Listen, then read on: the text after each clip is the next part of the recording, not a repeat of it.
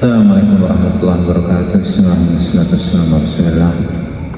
Ahmad bin Abdullah wa ala alihi wa sahbihi wa ala hawla wa la quwwata illa billah wa inna ta'allum ta'lim wa fin difa dhakru tazkira li fadata wal istifada wal hathal tamsik bi kitabillah wa sunnati rasulih wa du'a ila al-huda wa dalalata ala al-khair ibtigha'a wajhihi wa qurbihi wa thabi subhanahu wa ta'ala. Rabbi shrah li sadri wa yassir li amri wahlul 'uqdatam min lisani yafqahu qawli, amma ba'du. Para hadirin yang dimuliakan Allah Subhanahu wa taala, kita lanjutkan pengajian kedua ini dengan mengaji kitab Syarah Manaqib Syekh Abdul Qadir Al-Jilani karya Syekh Nawawi Al-Bantani. Langsung saja, qala al-musannif rahimahullahu taala Syekh Ja'far bin Hasan Al-Barzanji fi kitabih Al-Jami' Ad-Dani wa syarahihi li Syekh Muhammad Nawawi bin Umar Al-Bantani ila an qala akhdhu Syekh Abdul Qadir li ilmi al-adab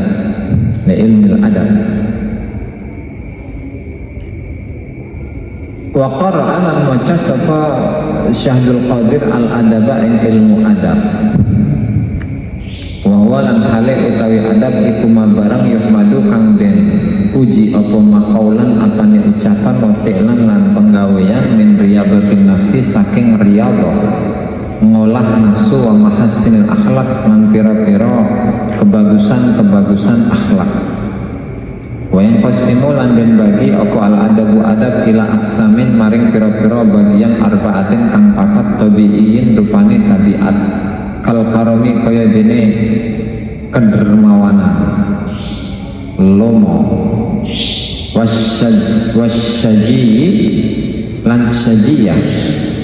Syajiyah itu apa? Pembawaan. Kasyajaati kaya dene rasa apa? Syaja'ah itu wani wa kasbiyin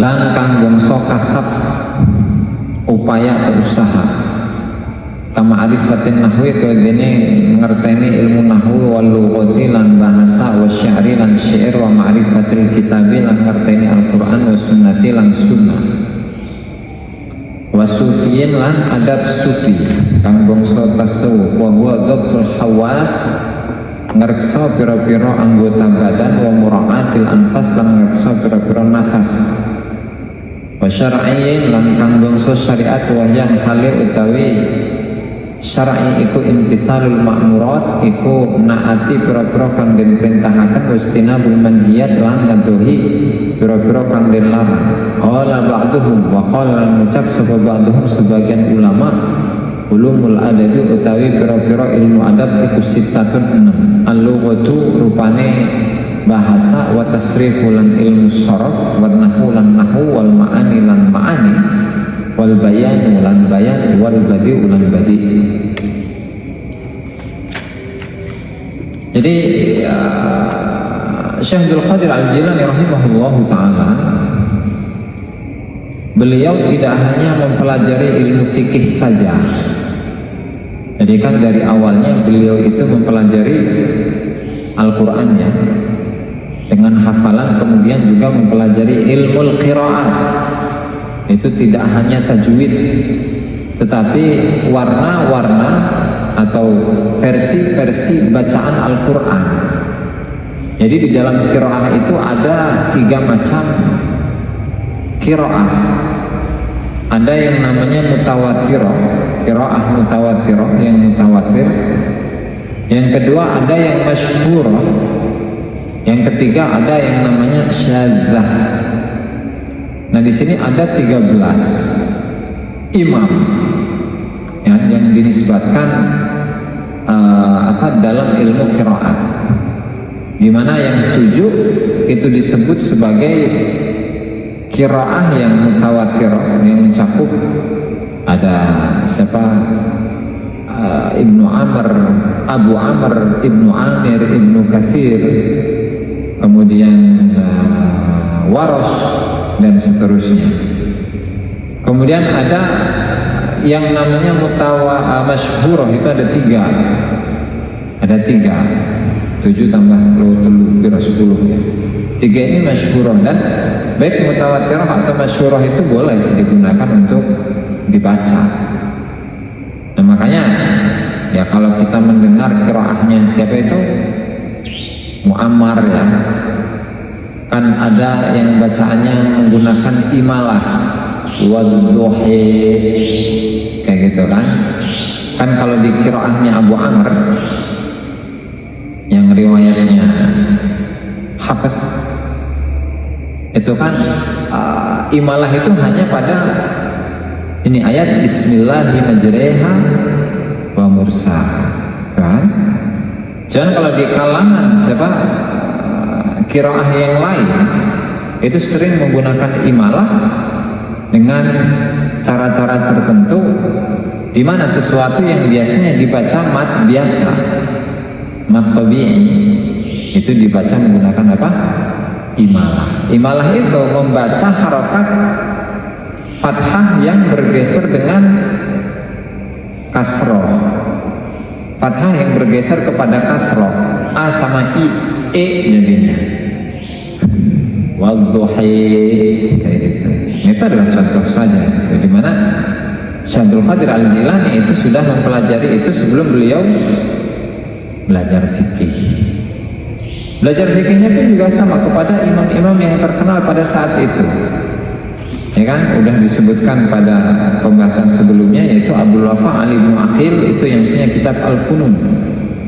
Menurut riwayat beliau itu memiliki satu kitab namanya Al-Funun yang jumlahnya itu ada 400 jilid, 400 jilid. Dan itu ditulis ya secara kebetulan saja. Pokok setiap beliau itu mendapatkan faedah dikumpulin, dapat satu faedah dicatat, dapat satu faedah dikumpulin, dicatat, terus digabung itu menjadi berjilid-jilid bahkan beratus-ratus jilid. Itu Ibnu Aqil Al-Hambali. Kemudian Abdul Husain Muhammad Ibnul Qadi Abi Ya'la, kan? Kemudian juga ada siapa itu Abdul Khattab Al-Kalwazani, Mahfud bin Ahmad. Itu adalah guru-guru beliau dalam ilmu fikih. Kemudian ilmu hadis juga banyak. Nah sekarang yang kita bahas ini adalah guru-guru beliau dalam ilmu adab. Jadi adab itu apa sih sebenarnya? Kalau adab itu kan lebih kepada tata krama ya, unggah-ungguh kalau orang Jawa bilang, sopan santun, itu kan tata krama, akhlak, itu adab. Menurut bahasa adab itu artinya adalah husnul akhlak wa fi'lul makarim, wa fi'lul makarim, baiknya akhlak dan juga mengerjakan perbuatan-perbuatan yang mulia. Jadi kalau misalnya yang tidak mulia kepada orang yang lebih tua itu ngebentak dan lain sebagainya, kepada yang sama itu biasanya angkuh dan lain sebagainya, berarti dia belum memiliki adab. Nah kemudian di masa-masa selanjutnya adab ini maknanya berkembang. Yang aslinya adalah perbuatan-perbuatan yang baik, perangai-perangai yang baik, kemudian berkembang menjadi apa? Maknanya berkembang, berubah menjadi ilmu sastra adab. Makanya di mana kalau di fakultas-fakultas itu di universitas itu ada yang namanya fakultas adab. Adab itu bukan akhlak artinya, tapi tadi sastra, baik sastra bahasa Arab, sastra bahasa Indonesia, sastra bahasa Inggris, sastra bahasa Jawa, gitu. Kalau di universitas itu fakultas adab, itu ya. Nah itu kata siapa? Said Murtada Az-Zabidi yang memiliki kitab Tajul Arus, beliau menafsirkan demikian. Tajul Arus dan juga Imam Al-Jurjani dalam kitab Ta'rifat itu menyebutkannya. Al-Kafawi juga di dalam kitab Al-Kulliyat pun juga sama, itu ada. Nah makanya oleh Syekh Nawawi Al-Bantani rahimahullah, adab itu ditafsirkan dengan apa? Ma yuhmadu qawlan wa fi'lan, sesuatu yang terpuji baik berupa ucapan atau perbuatan. Berupa apa misalnya? Min riyadhatin nafsi, mengolah hati, mengolah jiwa, supaya jiwa ini bersih, gak suudzon kepada orang lain, gak curiga dengan orang lain, gak jahat pandangannya dengan orang lain, ya kan? Itu hati dulu. Wa mahasnil akhlak, kemudian ketika hatinya bersih itu berubah menjadi perilaku-perilaku yang baik. Jadi baik kepada sesama, orang yang lebih muda daripada dirinya, orang yang lebih tua kepada dirinya, dia selalu hormat. Itu arti dari adab. Itu ya. Makanya Syekh Nawawi Al-Bantani di sini membagi adab itu, membagi adab menjadi 4. Ada yang tabi'i, bawaan, lahir. Ada yang adab itu kasbi, bisa diperoleh dengan upaya, dengan usaha. Kemudian ada adab sufi, adabnya tasawuf. Kemudian ada adab syar'i, adab menurut syariat. Jadi kalau adab menurut tabi'i, pembawaan jiwa itu ya, jadi itu tuh ya seperti dia memiliki sifat kedermawanan, keberanian, lemah lembut gitu kan, dan seterusnya. Itu yang bawaan. Kemudian ada yang modelnya kasbi, bisa dilatih. Seperti apa? Seperti mengetahui ilmu nahwu, sehingga ngomongnya itu bisa indah, bisa bagus, bisa baik gitu. Lughah, bahasa, syair, terus mengetahui tentang Al-Quran dan Sunnah, itu contohnya. Kemudian yang ketiga adab menurut tasawuf, yaitu menjaga anggota badan supaya anggota badan ini tidak melakukan maksiat, dan hati selalu dijaga. Dan yang terakhir adalah adab menurut syariat, di mana itu adalah melaksanakan semua perintah dan menjauhi semua larangan. Itu ya. Makanya sebagian ulama pun juga berkomentar bahwa ilmu tentang adab itu ya ada 6. Ini setelah perkembangan makna adab itu menjadi sempit. Itu ilmu adab mencakup ilmu bahasa, ilmu sorof, ilmu nahwu, ilmu ma'ani, bayan dan badi. Dibahasakan dengan ilmu balaghah atau ilmu sastra Arab. Tuh.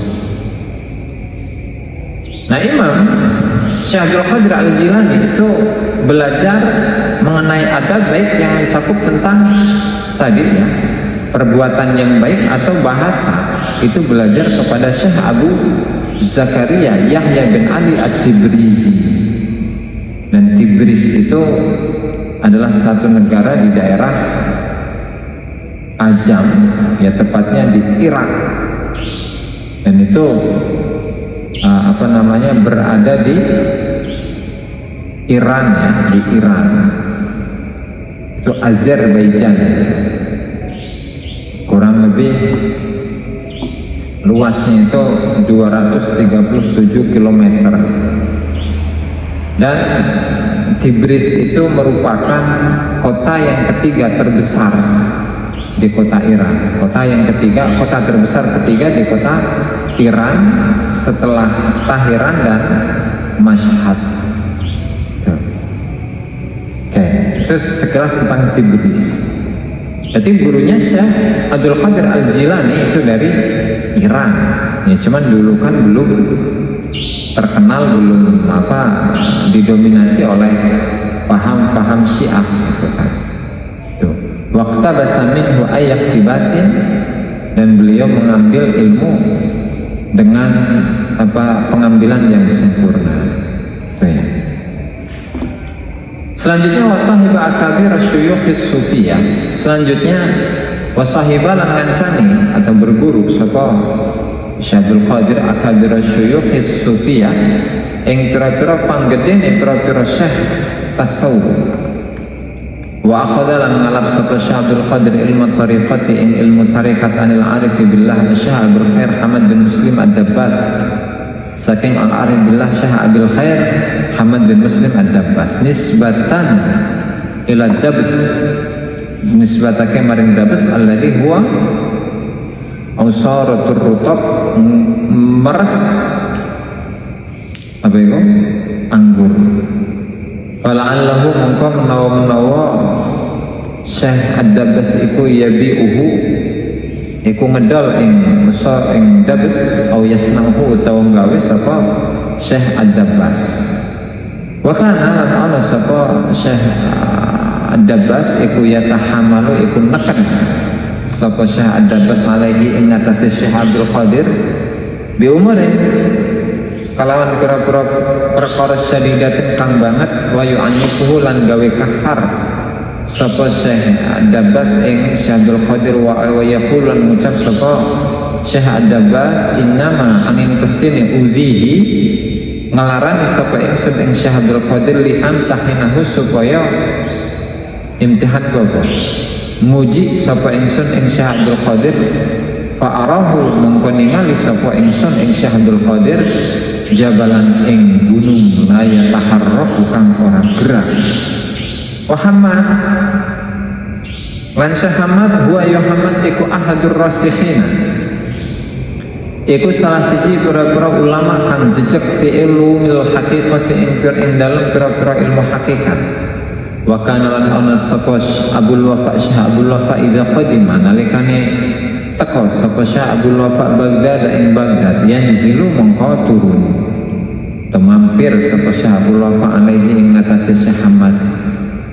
Wa kana lan ana sapa masyayikhuha pira-pira masyayikh Baghdad iku yata'addabuna padha ngalap adab sapa masyayikh Baghdad ma'ahu ing dalem sartane Syekh Hamad wayan satu nalan wayung situ nalan padha meneng sapa ulama Baghdad liqaulihi maring ucapane Syekh Hamad. Kemudian yang kedua dalam ilmu thariqah Syekh Abdul Qadir itu berguru kepada Syekh Abul Khair Hamad bin Muslim ad-Dabbas. Jadi Dabbas itu artinya adalah seseorang yang berkecimpung dalam pemerasan anggur. Bisa jadi beliau itu adalah orang yang menjual perasan anggur, air perasan anggur, atau orang yang membuat air perasan anggur. Oke, sebelum ke sana, ilmu thariqah itu apa? Ini kan perlu diperjelas terlebih dahulu, ya, karena dari awal sampai saiki ngebahas tentang ilmu thariqah. Sementara definisi atau pengertian ilmu thariqah sendiri kita belum mengetahuinya. Tuh. Ilmu thariqah sebagaimana yang disebutkan oleh Syekh Qashani dalam kitab Lataiful A'lam, beliau mengatakan ilmu thariqah al-ilmu muta'alliq bi takmilil hayat an-nafsaniyah war-ruhaniyah wa ma yata'allaqu bi sayrir ruhani min at-taubati wal war'i wal zuhdi wal muhasabati wal muraqabati wat tawakkul wal ridha wat taslim wa amthali dzalika min ta'dilil akhlaq wa ma'rifati afatin nafsi wa nahwi dzalik. Kata beliau, ilmu thariqah itu adalah ilmu yang berhubungan dengan penyempurnaan kondisi. Ilmu thariqah itu adalah ilmu yang berkaitan dengan penyempurnaan kondisi. Kondisi apa? Kondisi nafsaniyah, kondisi kejiwaan, warrohaniyah, kondisi kerohanian. Satu. Yang kedua, ilmu yang membahas tentang segala sesuatu yang berkaitan dengan perjalanan kerohanian. Mulai seseorang itu mengejar taubat. Taubat itu apa? Kembali dari apa? Kembali yang buruk kepada yang baik, ya kan? Mengambil yang buruk, membuang yang kembali. Mengambil yang baik, meninggalkan yang buruk. Kalau masuk masjid bawa sandal yang buruk, pulang bawa yang baik. Ngarang ya, bukan gitu. Semua perbuatan-perbuatan yang buruk menurut syariat itu ditinggalkan. menuju perbuatan-perbuatan yang baik.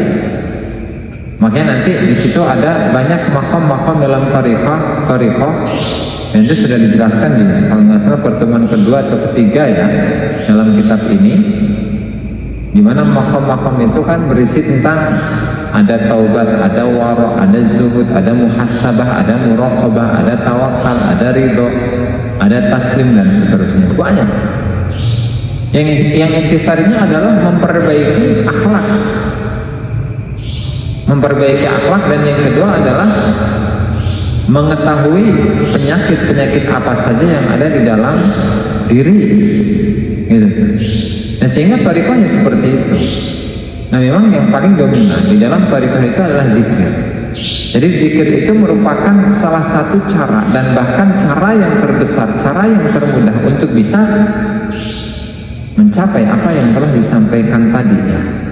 Yang mulai berkaitan tentang perbaikan atau penyempurnaan kondisi lahir batin, jasmani rohani, kemudian makom-makom yang ditempuh dalam thariqah, kemudian memperbaiki akhlak dan mengetahui penyakit-penyakit apa saja yang dimiliki oleh hawa nafsu. Oke, lanjut. Dan itu yang dipelajari oleh beliau dari Syekh Hamad bin Muslim Ad-Dabbas ya. Jadi Syekh Hamad bin Muslim Ad-Dabbas itu, kata Syekh Abu Najib As-Suhrawardi, Syekh Abu Najib ini adalah seorang murid utamanya, salah seorang murid utama Syekh Abdul Qadir Al-Jilani. Beliau menceritakan tentang Syekh Hamad Ad-Dabbas bahwa beliau itu, Syekh Hamad ini merupakan salah seorang masyayikh yang paling baik yang pernah ditemui oleh Syekh Abu Najib. Dan Syekh Hamad ini adalah pertama kali Syekh yang membukakan pintu hati Syekh Abu Najib As-Suhrawardi, ya kan, dengan keberkahan pekerjaan yang dilakukan oleh Syekh Hamad. Karena beliau itu tadi tukang meres anggur, atau orang yang suka jualan anggur gitu. Tetapi meskipun beliau itu tukang meres anggur, tukang jualan anggur, itu tidak ada lalat satupun yang hinggap ke anggurnya atau perasannya, itu tuh. Makanya pernah berkata seorang ulama, Sibt Ibnul Jauzi, seorang Sibt Ibnul Jauzi. Jadi ada seorang ulama yang namanya Ibnul Jauzi. Jadi Ibnul Jauzi itu adalah seorang ahli hadis, pakar hadis yang luar biasa, yang banyak karangannya. Diantaranya adalah Al-Mawdu'at, itu 4 jilid itu. Kemudian ada tarikh ya. Dan beliau memiliki seorang cucu yang dikenal dengan nama Sibt Ibnul Jauzi. Beliau, Sibt Ibnul Jauzi, itu menceritakan tentang biografi dari Syekh Hamad Ad-Dabbas bahwa seandainya jika Hamad itu tidak memiliki kemuliaan dalam dirinya, seandainya Hamad ini tidak memiliki kemuliaan seperti kezuhudannya, keimamannya dalam thariqah, mukasyafahnya, ya kan? Seandainya kalau tidak memiliki hal itu semua dan hanya memiliki seorang murid yaitu Syekh Abdul Qadir Al-Jilani sebagai muridnya, maka itu cukup menjadi sebuah kebanggaan dan keutamaan yang dimiliki oleh Syekh Hamad Ad-Dabbas. Itu tuh. Jadi beliau itu asalnya dari Syam, dari Suriah. Kemudian tinggalnya itu di Baghdad sampai beliau meninggal pada tahun 525 Hijriah. Tuh. Dan biografinya disebutkan di dalam Khalaqul Jawahir dan Khulasatul Mafakhir. Dan Syekh Hamad ini kenapa bisa menjadi katakanlah dipilih oleh Syekh Abdul Qadir Jailani untuk menjadi seorang gurunya ya, karena memang beliau ini adalah salah satu tokoh terpenting dalam ilmu tasawuf, dalam ilmu hakikat.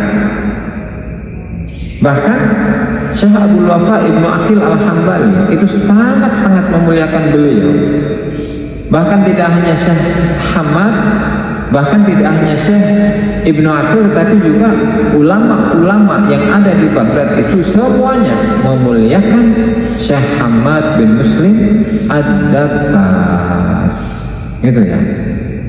Nah makanya pada suatu hari Syekh Hamad Ad-Dabbas ini sangat katakanlah dalam memuji Syekh Abdul Qadir Jailani ini sangat parah gitu tuh.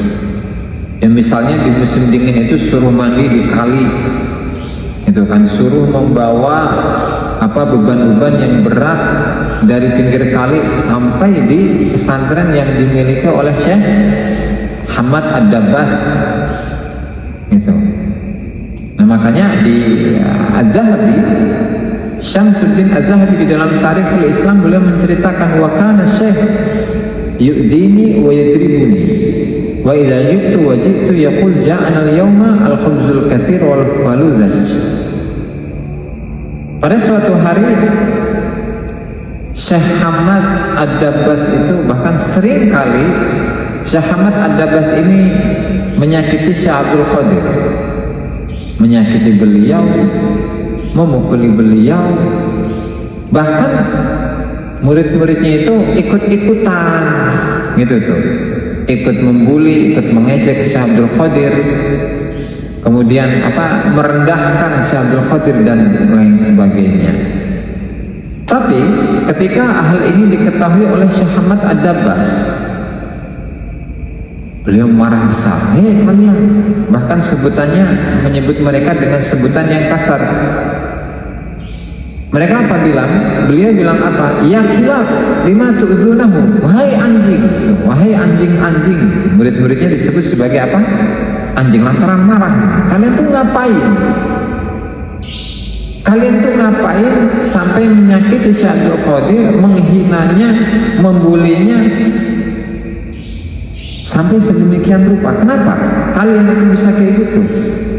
Demi Allah katanya, wallahi ma fikum mithlu, enggak ada satupun dari kalian yang sama seperti Syekh Abdul Qadir. Dan saya kenapa menyakitinya, memukulinya? Ya kan? Tujuannya li'amtahinahu, supaya saya ngetes sejauh mana kesabaran yang dimiliki oleh Syekh Abdul Qadir. Ternyata saya temukan Abdul Qadir ini fa'arahu jabalan la yataharrak.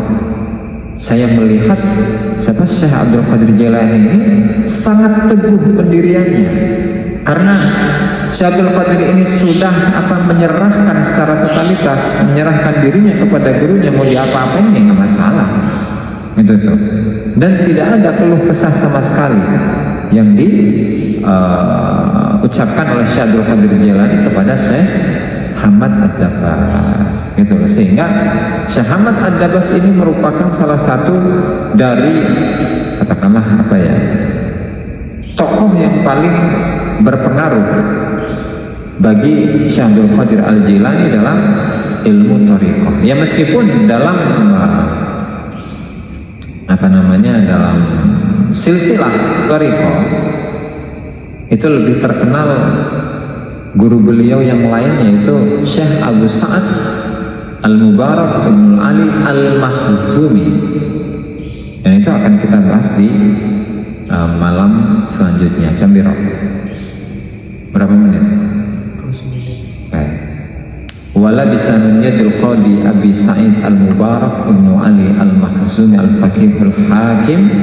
Wallahu ta'ala a'lam bissawab. Demikianlah para hadirin yang dimuliakan Allah Subhanahu wa ta'ala, pengajian pada malam hari ini mudah-mudahan bermanfaat bagi kita semua, dan semoga kita mendapatkan keberkahannya Syekh Abdul Qadir Al-Jailani dan semua guru beliau, semua pengikut beliau, semua ahli tarekat yang bersandarkan kepada beliau. Amin ya rabbal alamin. Kurang lebihnya saya mohon maaf. Allahumma fiqil aqwamit thariq. Assalamualaikum warahmatullahi wabarakatuh.